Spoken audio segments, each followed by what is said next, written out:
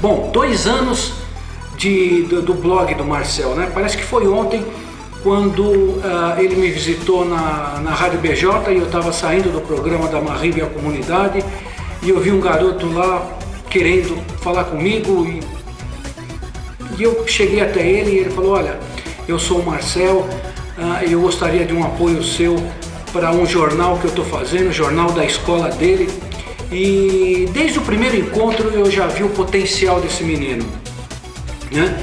E não é novidade para ninguém, acho que todos que estão dando os seus depoimentos sabem desse potencial, não estou descobrindo a América, todos sabem disso, mas é sempre bom a gente poder falar de pessoas boas. Marcel, desejar vida longa ao blog do Marcel é muito pouco. Eu desejo que você realmente seja feliz na sua vida.